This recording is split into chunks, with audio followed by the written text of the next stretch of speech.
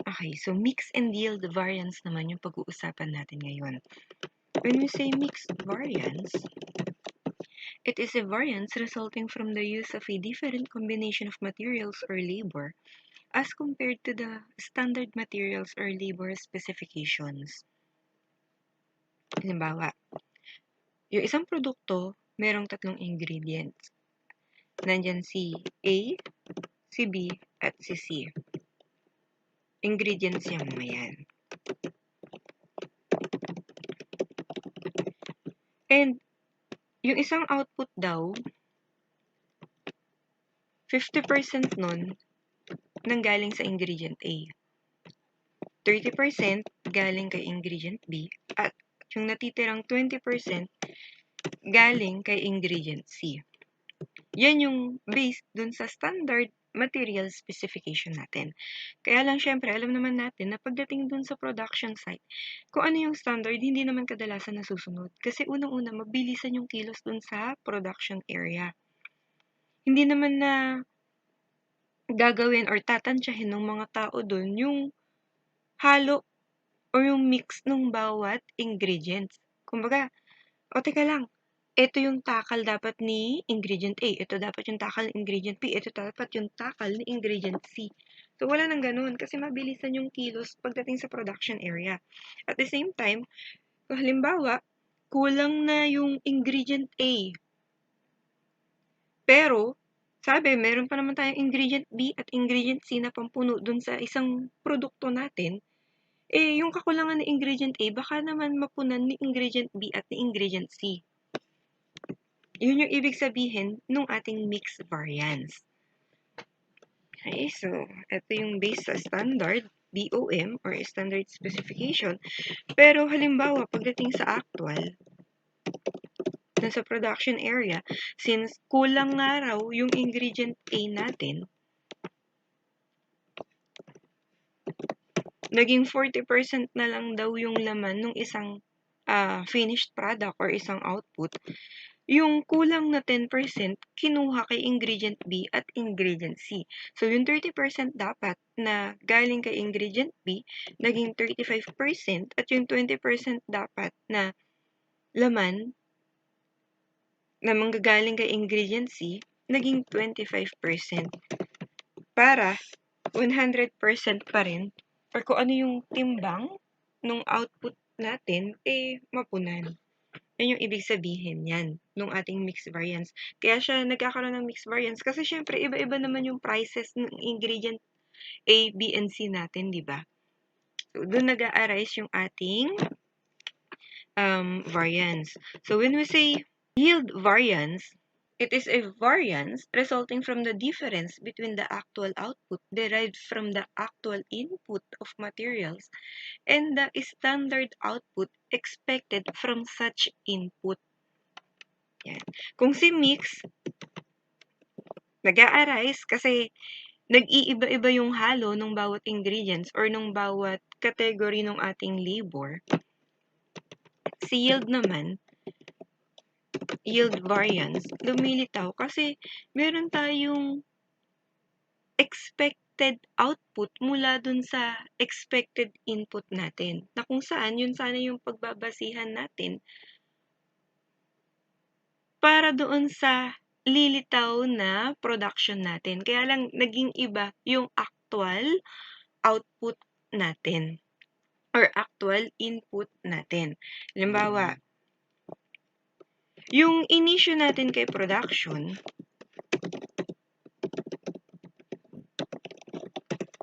yung inisyo raw natin kay production is 100 kilos.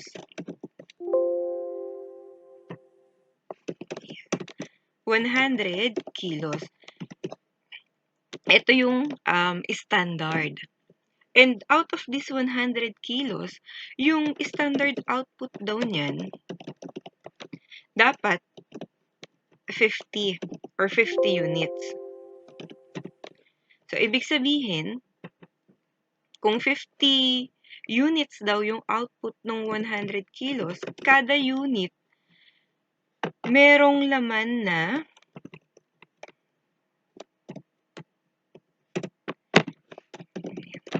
kada unit, ang laman daw, 2 kilogram.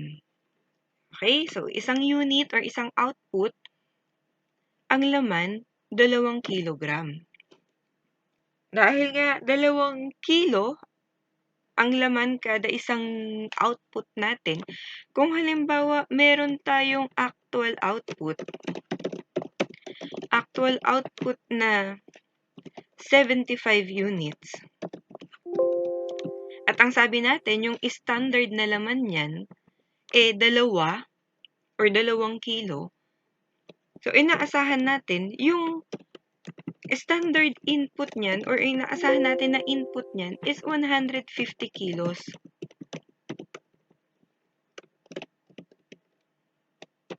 Standard issuance. Yan. Kaya lang, may mga instances, hindi nasusunod yan.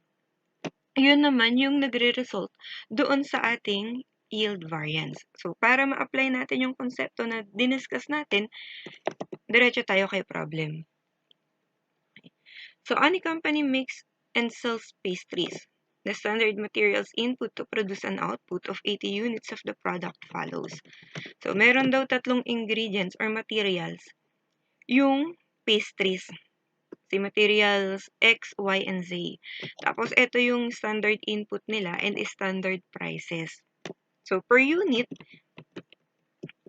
ang total standard cost natin per unit ay 330. Ang component niyan, yung 80 pesos nanggaling daw kay material X, yung 75 pesos nanggaling kay material Y, at yung 175 pesos nanggaling kay material Z.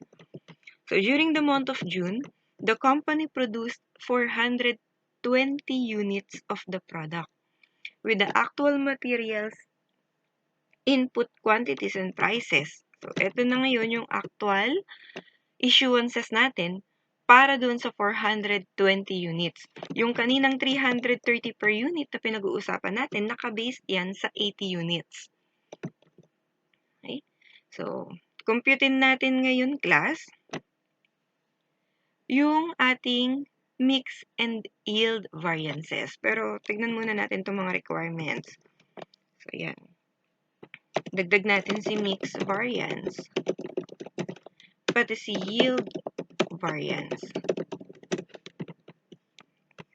So, ano raw yung standard or average standard input cost, average standard output cost, yung total standard cost of materials for the production of 420 units of product,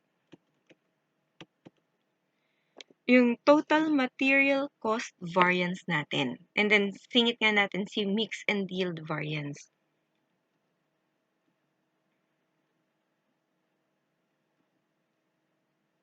Okay, so ano muna yung standard input cost natin? So, sabi natin, ang standard cost per unit natin nasa 330. Standard cost per unit.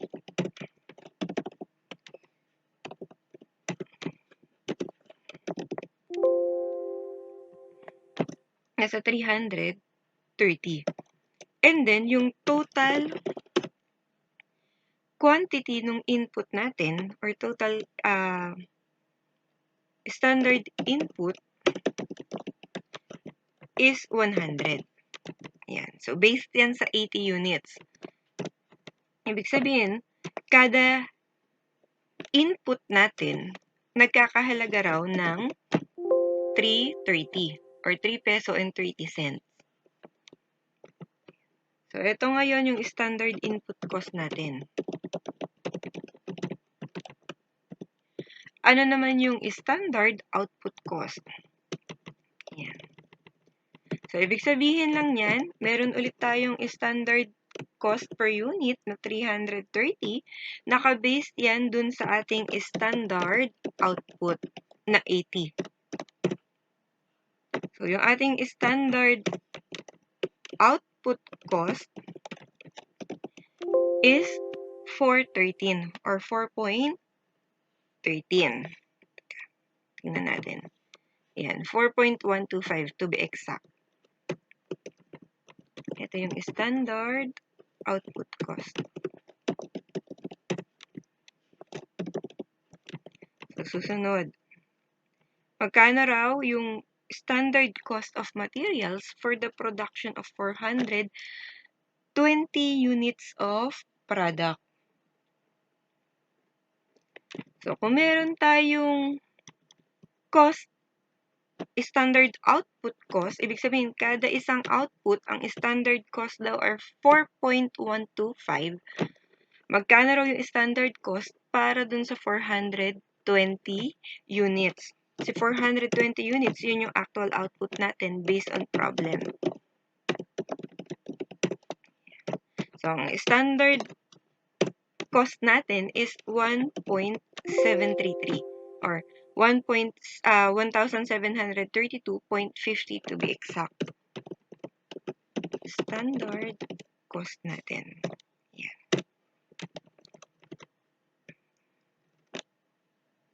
So, magkano raw yung total materials cost variance? Okay, ulitin natin. When we say total, ang kino-compare natin dyan is yung actual cost versus the standard cost. So, kanina, sabi natin, ang standard cost nung ating actual output na 420 units, 1,732.5.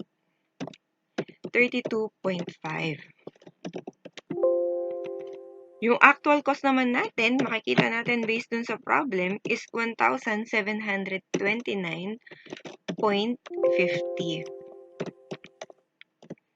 Ibig sabihin, meron tayong variance na 3 pesos. Yung variance na yan, masasabi nating favorable yan. Kasi mas mataas yung standard o yung inaasahan natin na gastos, pagdating dun sa actual natin, bumaba. Kumbaga parang nakatipid tayo. Meron tayong siningit, si mix variance at si yield variance. So, out of this data, magkano raw yung mix variance natin tsaka yung yield variance natin? So, dito tayo. Sabi natin kanina, si mix, nag-a-arise kasi yung standard na laman nung isang produkto or finished product natin, hindi nasusunod. Kumbaga, naghalo-halo yung bawat mix, or naghalo-halo yung mix ng bawat ingredients natin. So dito, meron tayong standard. Based on this standard, sa 80 units daw, dapat 40 yung ating input na manggagaling kay material X. Yung total input natin is 100. So, ibig sabihin yan, 40% daw nung materials natin dapat nanggagaling kay material X. So, 25 daw yung input na inaasahan natin galing kay material Y. And yung total nga niyan, total input natin is 100. Ibig sabihin, 25% nung mix natin dapat nanggagaling kay material Y. At yung natitirang 35%, manggagaling dapat kay material Z. So, ito yung standard mix nung bawat ingredients natin. Pero, pansinin natin, class,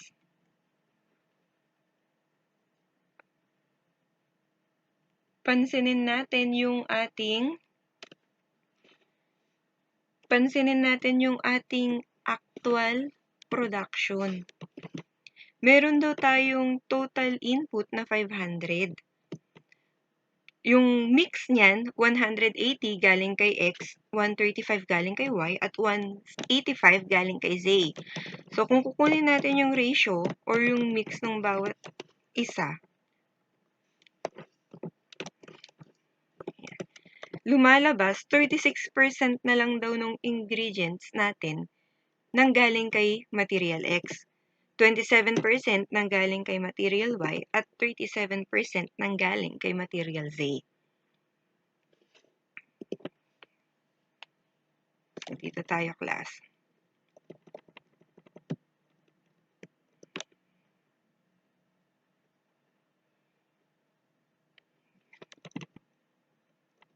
compare natin yung actual natin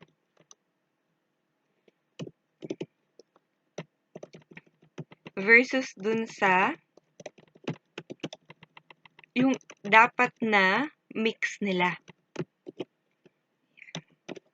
So, out of the 500 inputs, dapat daw yung 40% niyan nanggaling kay material X. And then, out of the 500 total input natin, yung 25% niyan dapat nanggaling kay material Y at yung natitirang 35% dapat daw galing kay material Z. Okay, so kinapi-paste ko na lang kasi yung formula natin. Pero kung titignan natin yung formula natin, yung 500 or yung C15 natin, minultiply lang natin dun sa F6 natin. Ano ba si F6? Yun yung 35% mix na nakuha natin kanina. So, titignan natin, yung total nila, parehong 500 yung input. Ang kaso, nagkaiba sila dun sa mix ng bawat materials natin. Yan. So, lagyan natin ng cost yung mga yan. Based tayo doon sa ating standard price.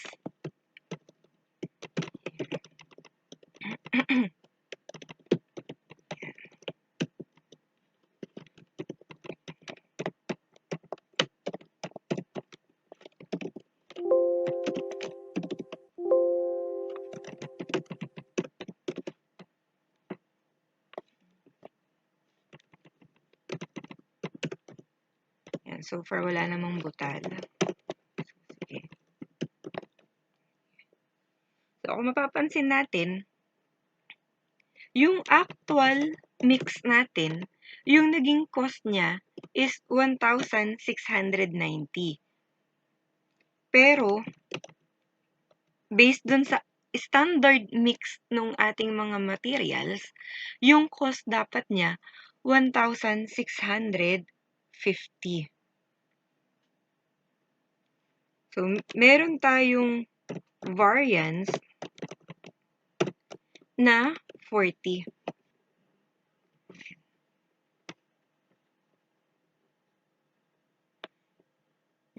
Wait lang ah.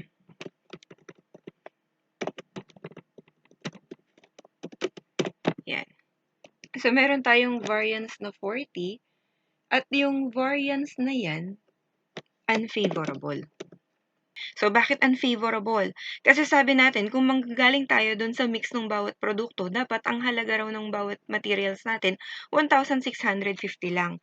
Kaya lang dahil nagkaiba-iba nga yung mixing ng ating mga materials, doon sa actual na kinalabasan, naging 1,690 tuloy yung standard price natin.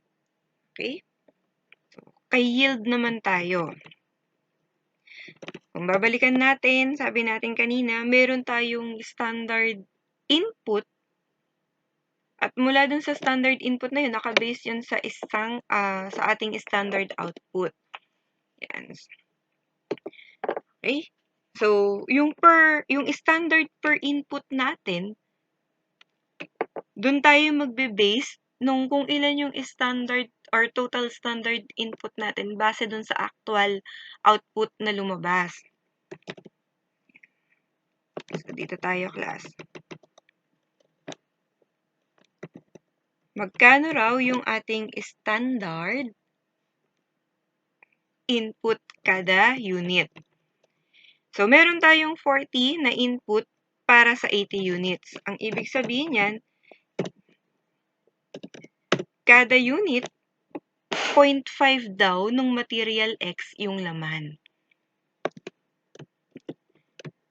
Kada unit, merong 0.3125 ng material Y at merong 0.4375 na laman para sa material Z. Yan. So, kung ngayon, kung 420 units daw yung na-produce natin, dapat merong 0.5 kada unit mula kay material X, merong 0.3125 kada unit galing kay material Y, at merong 0.4375 kada unit na magmumula kay material Z. 420 units.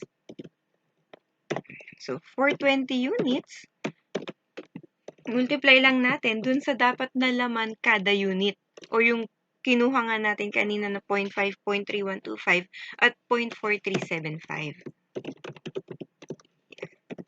So, ito raw yung standard input natin para doon sa actual output na 420 units. Okay? Pero sabi natin, yung mix nung bawat produkto, based dun sa 500 kilos na input natin, dapat daw 200 galing kay material X, 125 galing kay material Y, at 175 galing kay material Z. Okay, so kunin ulit natin yung standard price ng mga yan. Yan. So, meron daw tayong 1,300 or 1,732.5 o yung 525 input natin, standard input natin based on actual output na 420. Yung cost daw niya nagkakahalaga ng 1,732.5. Compare natin dun sa na-compute natin kanina na standard quantity based on input. Okay, so yung kanina, ito, yung 500 na yan, mix yan, standard quantity based on actual input. Ito naman, standard quantity based on actual output. So, lagyan lang natin. This is the standard quantity based on actual output or actual input. Then this is the standard quantity based on actual output. Yan. Lumalabas ang yield variance natin is 82.5. So, sino ngayon sa kanila yung lalabas na standard? Okay, so ito yung pinakang standard natin, standard quantity based on actual output. So, ibig sabihin, class, mas mataas daw yung standard kumpara dun sa standard quantity based on actual input. So, this one is favorable. Ito yung mix natin, mix variance. Ito naman yung ating yield variance.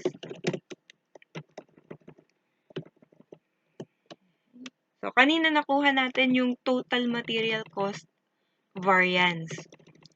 Yun nga yung sabi natin, 3 pesos favorable. Okay? So, balikan lang natin yung sa material variance natin mabilis lang. Sabi natin kanina, meron tayong 3 pesos na favorable variance. Yan yung total materials. Kung bibitakin natin yan, when we say bibitakin, i-analyze natin, ibig sabihin, manggagaling yan sa iba't ibang factors. At yung nangungunang factor when it comes to materials variance is yung price variance. So, paano natin makukuha yung price variance? Again, kaya nga siya price kasi merong discrepancy pagdating sa presyo dun sa actual price at dun sa standard price. Yung actual cost daw natin kanina, 1,729. Ang component niyan is ito. Yan.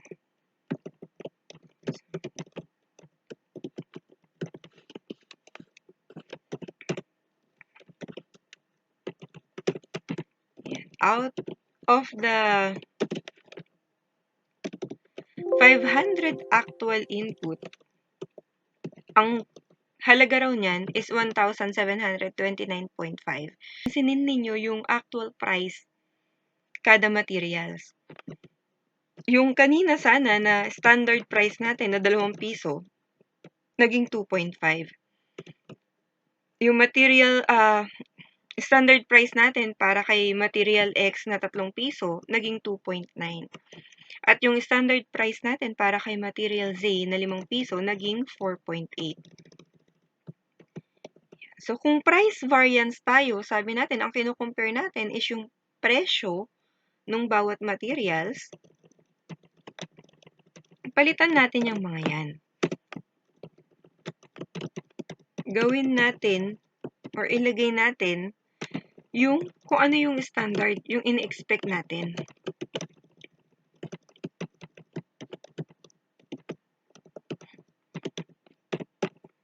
So, kung 180 raw yung actual input natin, dapat nagkakahalaga si material X based on the standard price natin ng 360. Si material Y dapat 405, si material Z dapat daw 925 for a total of 1,690. Pero, yung lumabas na actual cost natin dahil nag-iba-iba nga yung presyo ng bawat materials natin, 1,729.5. Dahil mas mababa yung standard natin, meron tayong unfavorable variance, price variance na 39.5.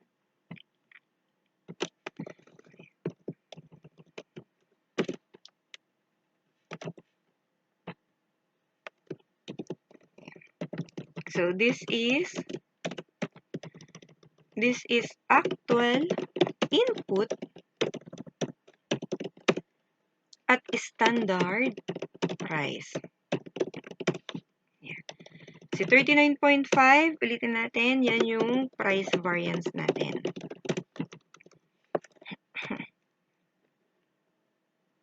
Mula dyan kay price variance, idagdag natin yung yield variance natin na 40. Sorry. Mula dyan kay price variance, idagdag natin yung mix variance natin na 40.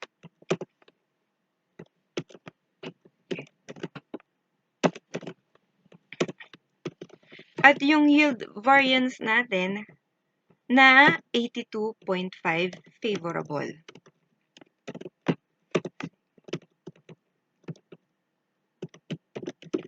This one is unfavorable.